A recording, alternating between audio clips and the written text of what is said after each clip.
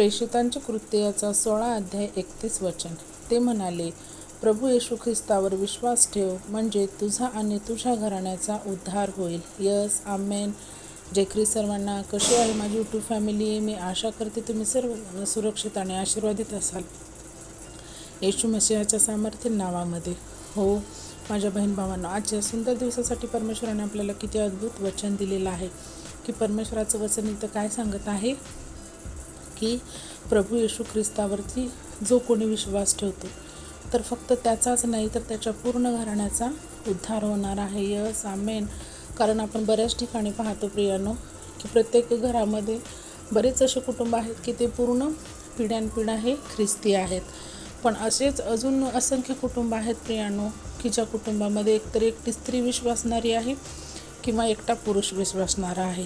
पण इथं परमेश्वराचं वचन काय सांगत आहे की तू जर प्रभू येशू ख्रिस्तावरती विश्वास ठेवला तर तुझा तर होणारच आहे उद्धार, पण पूर्ण तुझ्या घराण्याचा सुद्धा उद्धार होणार आहे.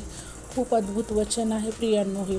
जे कोणी आज माझे बहीण भाऊ ह्या वचनाला ऐकणार आहेत आणि त्यांना जरूर ह्या वचनाद्वारे ते खूप ब्लेस होणार आहेत, कारण त्यांचा विश्वास अजून प्रभू येशू ख्रिस्तामध्ये दृढ होणार आहे.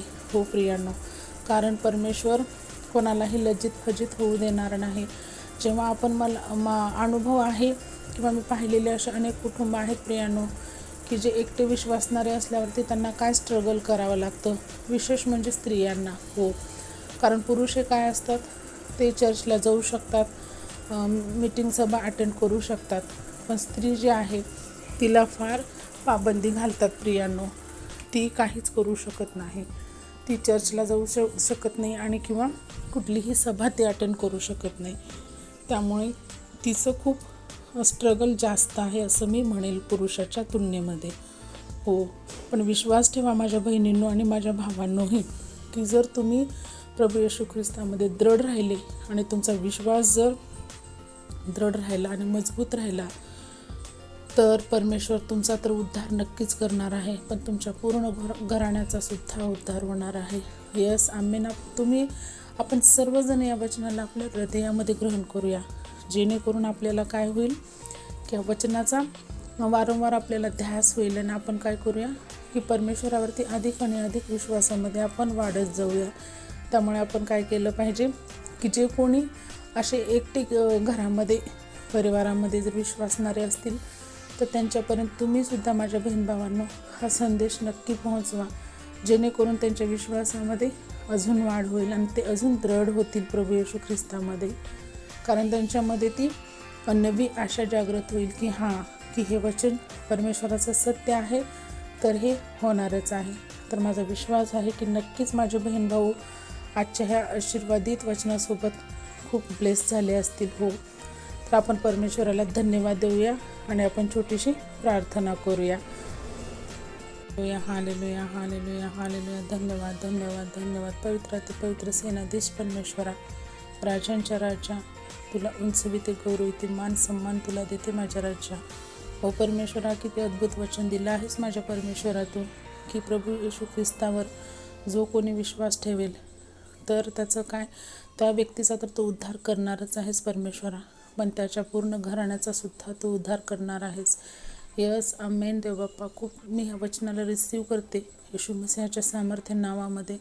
हो परमेश्वरा, जे कोणी आज माझे बहीण भाऊ, प्रत्येक घरामध्ये अशी परिस्थिती नाही आहे माझ्या राजा की तो पूर्ण परिवार तुझ्या विश्वासामध्ये आहे किंवा तुला जाणणारा, तुला ओळखणारा आहे माझ्या बाप्पा. हो माझ्या राजा, पण माझा विश्वास आहे माझ्या बाप्पा की ह्या वचनाद्वारे ते परिवारसुद्धा आशीर्वादित होतील आणि जे कोणी एकटी व्यक्ती विश्वासणारे आहेत त्यांना तू सामर्थ्याने भर माझ्या राजा. हो परमेश्वरा, आणि त्यांच्याद्वारे त्यांच्या पूर्ण परिवाराचा तो उद्धार करून घे माझ्या परमेश्वरा, कारण तुझं वचन सांगतं माझ्या बाप्पा की प्रत्येक गुडघा हा तुझ्या पुढे टेकला जाणार आहे.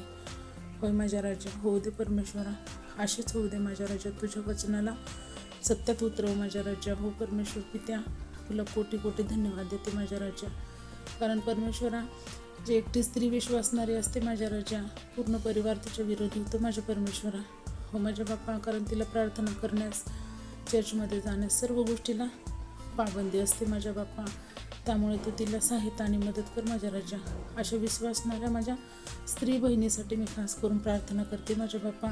कारण पुरुषांना शक्य आहे माझ्या राजा, ते बाहेर जाऊ शकतात, चर्चेत सभा अटेंड करू शकतात, पण स्त्रियांना हे खूप पहरेदारी असते माझ्या राजा. हो दे बाप्पा, त्यांचे मार्ग मोकळे कर माझ्या राजा. हो दे बाप्पा, जो कोणी तुझ्यावर विश्वास ठेवतो तो कधीच लज्जित फजित होणार नाही माझ्या बाप्पा. हा माझा सुद्धा विश्वास आहे माझ्या परमेश्वरा. मी अशा स्त्री बहिणींसाठी खास करून प्रार्थना करते माझ्या बाप्पा, की त्या बहिणींचे तू मार्ग मोकळे कर, त्यांच्या जीवनात तू कार्य कर माझ्या परमेश्वरा. त्यांना तू शक्ती सामर्थ्य दे की ते तुझ्या विश्वासात टिकून राहो. कसलंही वादळ येऊ, कसलंही संकट येऊ, ते तुझ्यापासून दूर नाही गेले पाहिजे.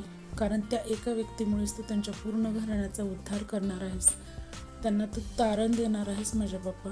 हे खूप मोठं तुझा आशिष आहे माझ्या राजा. आणि त्या आशीर्वादापासून त्या पूर्ण परिवाराला तू सामर्थ्याने भरून काढ माझ्या राजा.